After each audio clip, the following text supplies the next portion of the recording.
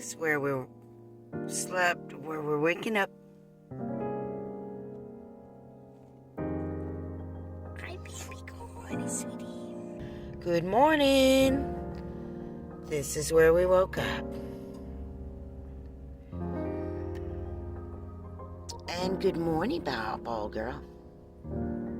Good morning. This is where we woke up this morning. So awesome. Just wanted to show you. Hi, Bambi. Bambi. Okay. Good morning. This is where we woke up. Sun's coming out. Good morning. Last night I worked really late on a video in this park because there's a cell tower right there. And we ended up staying here last night. I didn't even mean to. There was a truck parked next to us. This is a park that we go to for Bambi. Thought I'd show you what it's like to wake up in van life and a little bit of our mornings. Obviously, we're townies. This is not BLM land. It's been really easy for the most part. So easy that we usually just stay put and start our day there where we're parked, especially on a rainy day. But sometimes we just repark right away and start our morning elsewhere. Good morning. No, we didn't wake up here. We woke up in a parking lot and then just drove over here. Hi, baby. I just wanted to show you where we were at.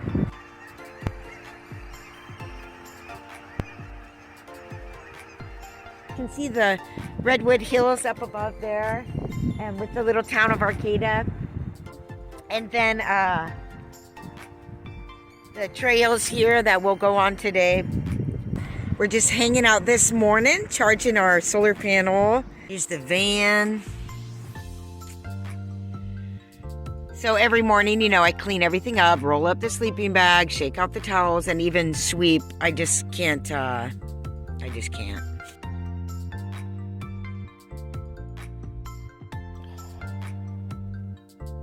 I don't know what I'd do without coffee. Seriously.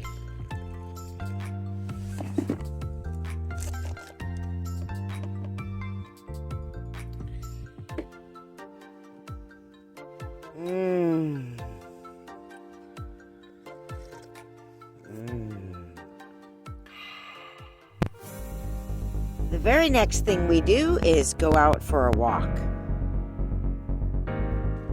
We actually do several walks a day, but we go all over the place, like this spot here, here, and here. Oh, and definitely here. Bambi loves the redwood forest, and so do I. At least I try and stay on the path. Oh, and we go here. This is such a beautiful spot. Sometimes we just go here. We've been all over.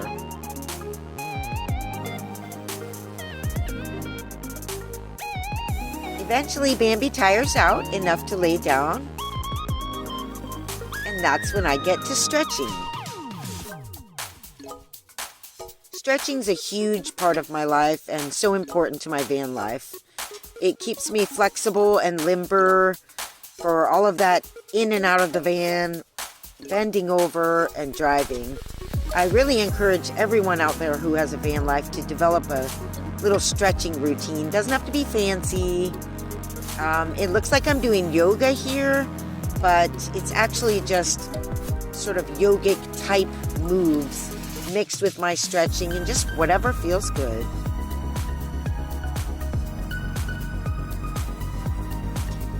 I promise you it'll benefit your van life if you take up a stretching routine. And I want to do a video for you about that.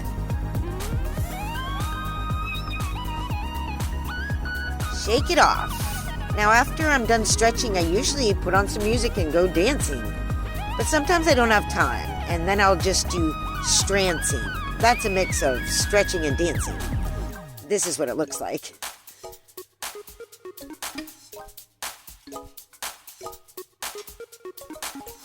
It's really wonderful because you're moving parts of your body that aren't part of the stretch routine. It's just wonderful. So I'm here, I'm gonna make some tortillas with cheese, roast beef, and avocado and red onion with some little tomatoes on the side. Still don't have enough table space. But I'll tell you, these little tomatoes are the best way to do tomatoes in a van because you don't have to cut them, you know, and they're just so scrumptious. This is amazing. I got this at a grocery outlet for $1.89. It's a massive amount of roast beef. So they just buy overstock and that you get it much less expensive. Ooh, my gross trash. Sorry. Here's my yummy foods and my yummy 50-50 corn flour tortillas. I love them. And this giant avocado. I'm stoked about it. That's the cheese. The red onion and the apple needs to be eaten at some point. So I'll probably just munch on that first. Here, of course, is my butane stove. And as easy and convenient as this thing is, because you just turn it on, it's not the most economical stove to have in a van because the butane is a little bit difficult to find, and now Walmart's not selling it in California. So I'm getting it at Big 5 Sporting Goods, and it's $4.35 or something a tank, and it doesn't last that long at all. It's the least economical way, I think, to do it. So we might even go back to a propane stove.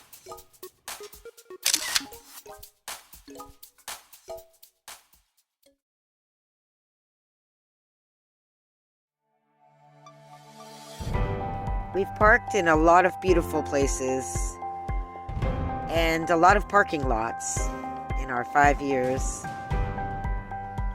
It's quite an adventure getting out there, and I love the change, the constant change.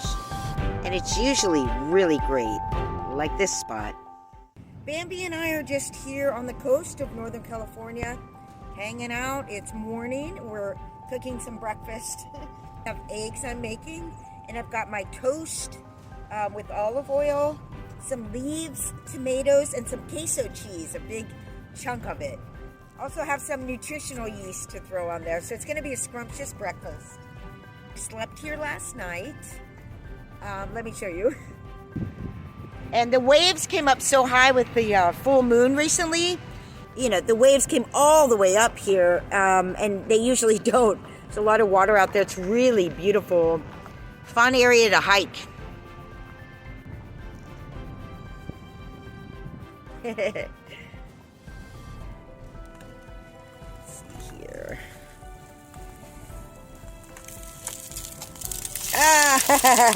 I was about to say, do you think I can do it? Come on, come on. I got one hand on the camera, one hand on the spatula. I'm like Alanis Morissette. So I have my meal ready. I'm so excited about it. Look at how much food that is. So one reason I eat so much food is because I'm starving. But the other reason is because then I don't have to cook another whole meal anytime soon.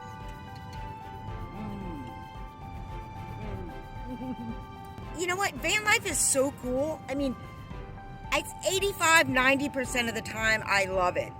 Right now, I mean, this is amazing. Waking up with 2 other van dwellers that I can say hey to, and we're all like cooking our stuff and doing our same thing. And we know, you know, we're like living out here on the edge in our vehicles.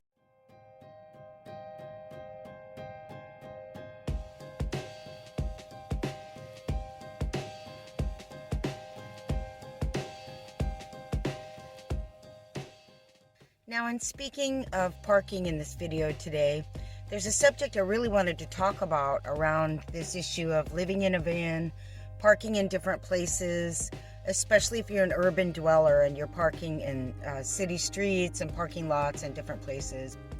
And it's as good a time as any to talk about it now.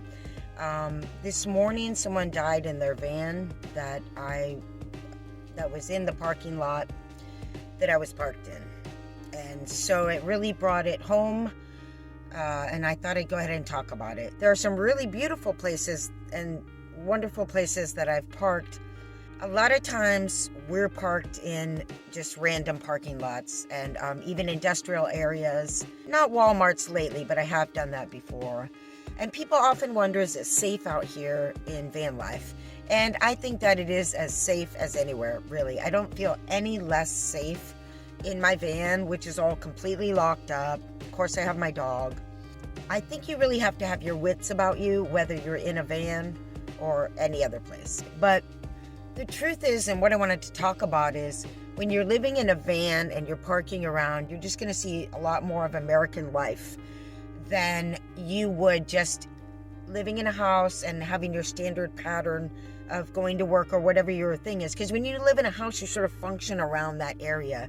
But as a van lifer, I've been all over the place, and I've seen a lot in every different town and city I've lived in or driven through. So you really get to see a broader view of really what's going on in America. And one of the saddest aspects of what's going on in America, of course, is homelessness. And even more than that, I'm a big believer that what's going on there a lot, and I have a lot of experience with this, being a van lifer and also just growing up poor. And that is the victim mentality that comes with a lot of the homelessness. And it's this real down and out energy, this real victim mentality. There's a lot of homelessness and there's a lot of drug addiction out on the streets. And if you live in a van, this is one thing you're just going to see more of. Now, another thing you're going to see out there are people living in their RVs and their cars. And of course, there's the whole thing, do you choose to live in a van or is it not a choice? You have to.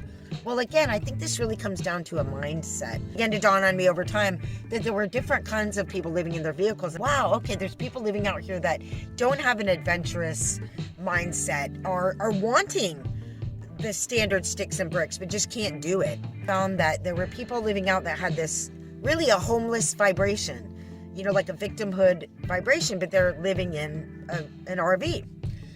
So you'll find when you're out here parking around, and if you stay in one town for a little bit, you'll end up parking in places inevitably where the local people who live in their vehicles and don't want to, generally speaking, are parked there too. So you'll start to see, and this is true in every single town I've been through, and one of the problems that we have in this community is, and don't do this, don't find a place to park, go, wow, this is totally awesome, no one's messing with this, there's a bathroom over there, there's water over there, the beach is over there, whatever it is. Don't stay there, okay? Because this is a problem. A lot of the people in the RVs, a lot of locals, a lot of people who have a victim mindset will tend to be the same type of people who literally go, this is a great place, I'm going to stay here as long as I can, literally until they kick me out. And when that happens, it tends to shut down that place for everyone else from that point forward. So the key and the respectful way to do it, and the way to do it where you respect yourself as a vehicle dweller and a nomad, because by being a vehicle dweller, you're saying, I'm not paying for a place to live. So it's only right that you should, if you choose this lifestyle, in fact, move around, even if you have to move around in the same town. Because it's disrespectful to just set up camp in one place that's just a public area and start basically living there. And of course, the worst of this is the old broken down RV with the lawn chairs set out and the bags of trash and the cans, and it just starts to spread out and out and out until, of course, the authorities have to come. We shouldn't have to have the authorities to come to mitigate our behavior if we're responsible people. The whole reason I wanted to bring this up now, there was a group of like 3 people in a van with 3 dogs who ended up coming to this parking spot where I've been parking a lot. Not beyond a couple days at a time. I go to different places, but it's like the best place. And they are letting us park there because of COVID, I believe. And I noticed they didn't really have a good energy. One of the guys ended up fighting with someone. And actually that happened while I was in my van. It was nighttime and I heard this. I'll tell you this story real quick. I heard this like struggling sound. There was a fight going on and one guy had a guy down. And I began to think, what if this is another I can't breathe scenario? And I was like, oh no, this is not going to happen on my watch. So So I opened the door and I observed a little bit more, and the one guy seemed to be just holding the other guy down. And then I heard him say, "I'm going to kill you." And I got out of my van and took a couple steps. I said, "No one's going to die out here tonight." I said, "I'm going to get my pepper spray. If y'all don't stop this now, you're going to get sprayed." And yes, I did that. And a lot of you may say, you know, talk about safety in a van. That's the last thing you'd want to do. But my whole life, I've been one to not just sit idly by as something is going on that's not right. And if I can help somebody, I will, without getting myself in danger. There's no reason I should be in danger. I'm the one with the pepper spray. I can jump back into my van if I want. I can never park there again if I want. So when I said that, the guy did get off of the other guy. The other guy, I watched for a few minutes to make sure he was okay, but I don't want to go up and talk with him either. It's not like I'm wanting to interact with this energy at all. I don't get involved in things. I run away from these things. That's what I do. But I'm not going to let somebody die while I'm the one observing it. And the guy did end up getting up and he was catching his breath. So it was a serious thing. So that happened the other night, and that was one of the guys that was in this van. So, okay. So a few hours after we woke up, I'm dancing on this little hill with my dog, and we're getting ready to go back in, and all these police pull up to this van. And my van's like not that far from the van.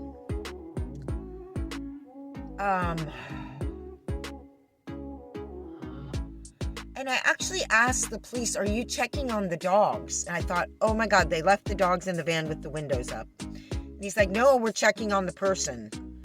Like, what ended up happening is someone died. It was a woman. She was in her 30s. She was part of this 3-person crew in this van. She seemed very nice, but again, this crew seemed a little rough to me, and like they might be on drugs, like heavy drugs.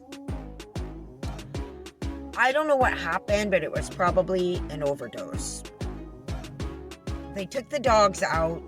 I went back into my van and I moved my van from that area. And they put the yellow tape around. So then we thought it was a crime scene, maybe, and that someone had actually been killed. The coroner came, and after he came, they took the body. And then they took the tape down. And so I'm assuming it was a drug overdose, that they were able to determine that at that point, because otherwise it would have remained a crime scene. So yeah, I just went over there and put some flowers on the van and said a little prayer for this space that was now this dark space where this dark thing had happened. There had been crime tape around it, or police tape. And then they all left, and the van's just sitting there. But the energy around that van, you know, I wanted to acknowledge what happened there by going over there, putting the flowers on there, and just like, but that's what happened in the parking lot I was parked in last night and woke up in this morning. Very sad. And please don't put a bunch of comments down there about how you're worried that I'm not safe. I am safe. But I wanted to bring you this story to give you a little bit of the reality of being out here in van life. This is something you'll see out here. You're going to see some of the down and out. I don't care how fancy your Sprinter is, how nice your setup is, how often you move. You will end up parking somewhere some night where there's going to be homeless people around. There's going to be someone else in a van that might look nice, and this van looked really nice. That you just never know who's going to be in that van. And again, this is not to make you fearful. Please do not be fearful. Knowing this shouldn't make you any more fearful than the fact that it was already existing and you didn't know it. You should feel better that you now know, and that you will be more observant. So that's what you should take from this. So it's not always like that. We park in a lot of beautiful places. The adventure of finding parking in the first place is one of the most, it's difficult sometimes. It's one of the most thrilling aspects of this, because it's like, you're like the type of person that can handle this type of thing. And I suggest that if you want to live in a van, that you're going to need to be the type of person that can rise to the occasion. You're going to need to be able to make split decisions. You're going to be able to really need to use your intuition to sense out the situation. I can't tell you how many times I've parked somewhere that was like the perfect place with the perfect tree or the perfect this or that. And I was like, yeah, I'd get all set up, start cooking, doing this and that, and get a heavy, heavy vibe that it was time to leave. As inconvenient as it was to move, especially at night, got in my front seat, turned that van on and left, and not moments later, sirens come blazing in. Someone over here is doing something I didn't know about.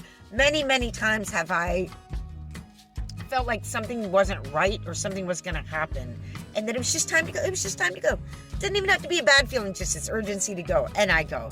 So I really encourage you that the biggest thing you need to do out here is to really learn to use your intuition and learn to trust your intuition about what's going on. And it's a lot different than your fear, so you're going to have to learn how to distinguish those two. They're completely different feelings.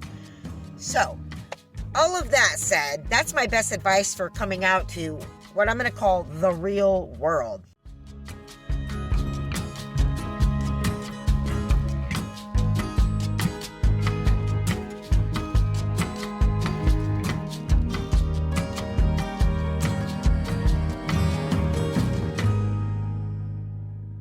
But don't let this discourage you. Don't let this stop you from getting out here. Because at the end of the day, if it weren't for van life, I would have never seen so many of these.